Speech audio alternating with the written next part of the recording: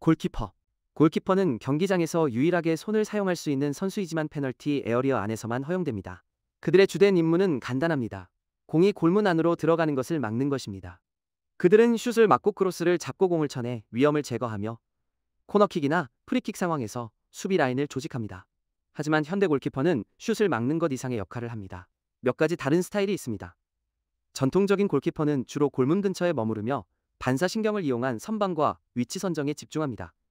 스위퍼 키퍼는 빠르게 골라인을 벗어나 수루 패스를 저지하거나 추가 수비수처럼 움직입니다. 발기술이 좋은 골키퍼는 발로 공을 능숙하게 다루며 후방 빌드업을 돕습니다. 오늘날 최고의 골키퍼들은 종종 이 세 가지 스타일을 모두 겸비합니다.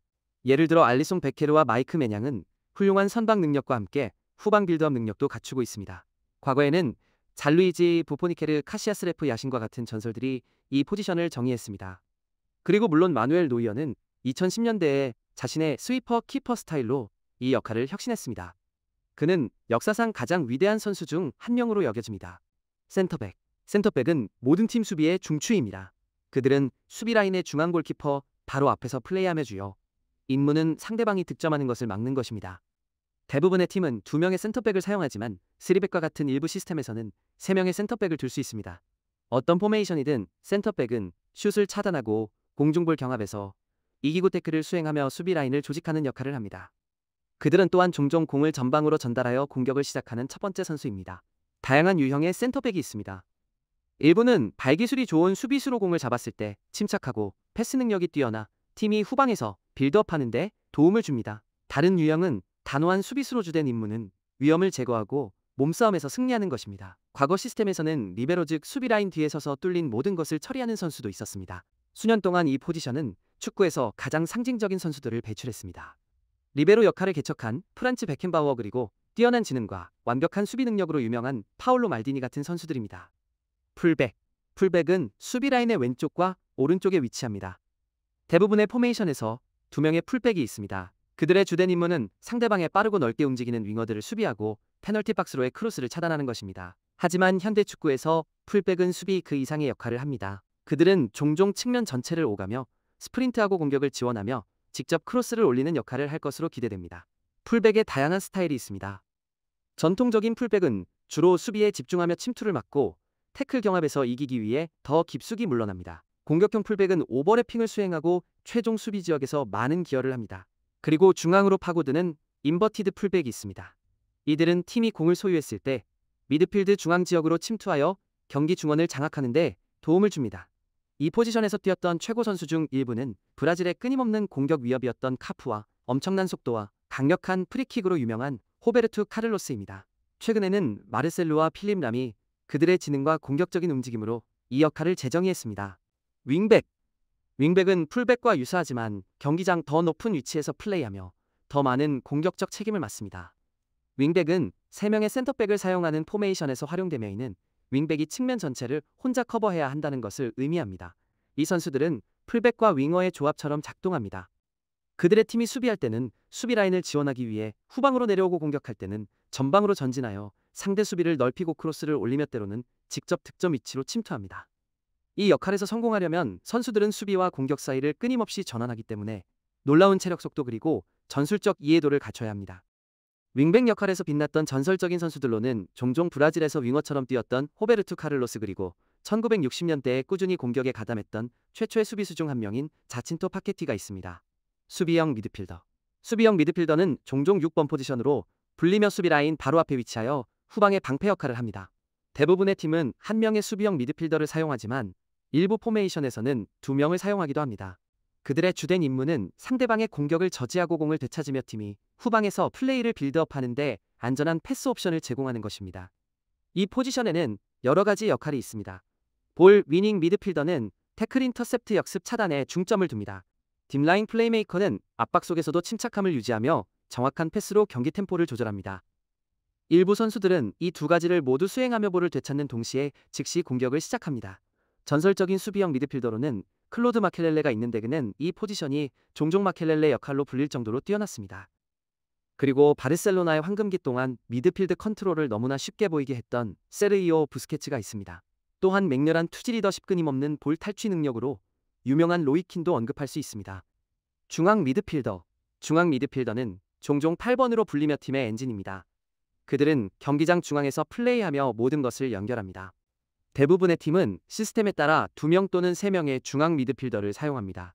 이 선수들은 다재다능해야 하며 경기장을 넓게 커버하고 정확한 패스를 하며 경기 흐름을 잘 읽어야 합니다. 중앙 미드필더가 맡을 수 있는 몇 가지 다른 역할이 있습니다. 박스 투 박스 미드필더는 이름 그대로 팀의 페널티 박스 근처에서 수비하고 득점을 돕기 위해 전방으로 전진하기도 합니다. 또한 중앙 미드필드 포지션에서 딥라인 플레이메이커 역할도 있습니다. 이 선수는 볼 소유를 유지하고 경기 템포를 조절하는 데 집중합니다. 창의적인 중앙 미드필더는 약간 더 높은 위치에서 플레이하며 영리한 패스와 움직임으로 공격 빌드업을 돕습니다. 가장 위대한 중앙 미드필더 중 일부는 우아함과 결정적인 활약을 결합했던 지네딘 지단입니다. 스페인 국가대표팀과 바르셀로나의 심장이었던 사비, 그리고 미드필드에서 박스2, 박스 득점 기계였던 프랭크 램파드, 안드레스 이니에스타 또한 자신의 창의성과 지능으로 중앙 미드필더와 공격형 미드필더의 경계를 허물었던 또 다른 위대한 선수입니다. 공격형 미드필더. 공격형 미드필더는 종종 10번으로 불리며 스트라이커 바로 뒤에서 플레이하며 보통 팀의 주요 플레이메이커 역할을 합니다. 그들의 임무는 수비를 뚫고 어시스트를 제공하며 직접 득점하는 것입니다. 대부분의 팀은 한 명의 공격형 미드필더를 사용하지만 일부 포메이션은 이 포지션을 두지 않고 윙어 또는 중앙 미드필더에게 창의적인 역할을 의존합니다. 10번 선수는 좁은 공간에서 활동하며 항상 결정적인 패스나 영리한 드리블로 돌파구를 찾습니다. 이 포지션에는 몇 가지 다른 스타일이 있습니다. 시야와 기술로 경기를 지배하는 클래식 플레이메이커, 득점을 위해 늦게 페널티 박스로 침투하는 섀도우 스트라이커, 그리고 넓은 공간으로 움직이거나 깊숙이 내려와 수적 우위를 만들고 혼란을 야기하는 프리롤 선수. 역할을 맡았던 가장 위대한 선수들 중 일부는 역사상 가장 상징적인 10번 선수였던 디에고 마라도나입니다. 자신만의 스타일과 지능으로 경기를 지배했던 지네딘 지단, 그리고 화려함과 예측 불가능함으로 경기장을 빛냈던 호나우지뉴, 또한 발롱도르 수상 시절 10번 역할에서 경기를 지배했던 카카도 언급할 수 있습니다.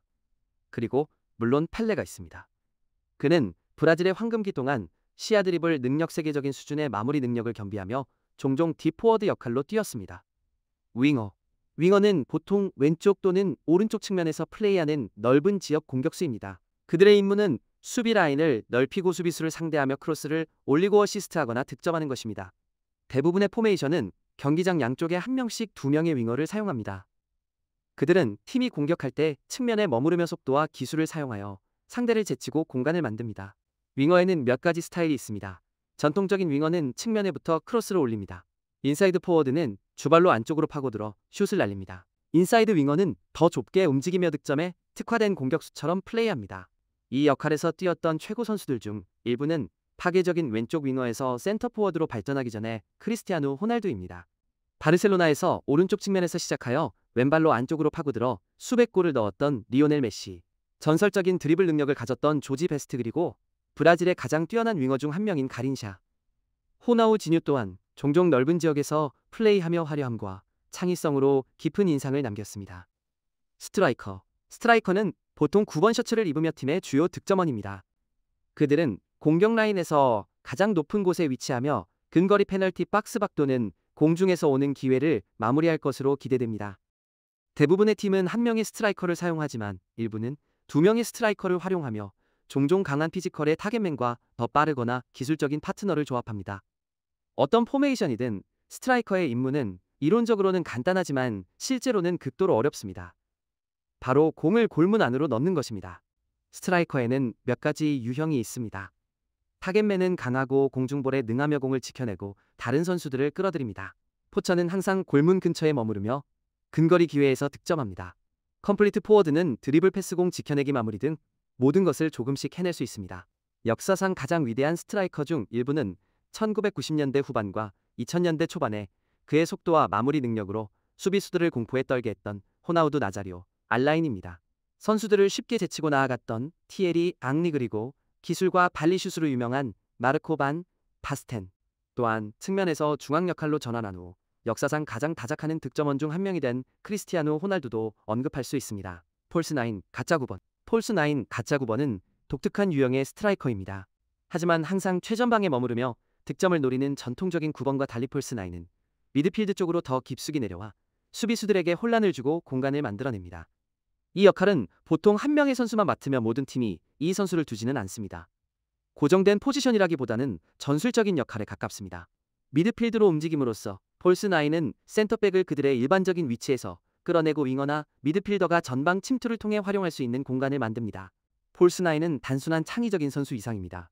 그들은 뛰어난 축구 지능 근거리 볼 컨트롤 능력 그리고 빠른 연계 플레이 능력을 갖춰야 합니다. 그들은 공격을 이끄는 대신 위장된 플레이메이커처럼 기능합니다. 폴스9의 가장 유명한 예시는 펩 과르디올라 감독 시절 바르셀로나의 리오넬 메시입니다.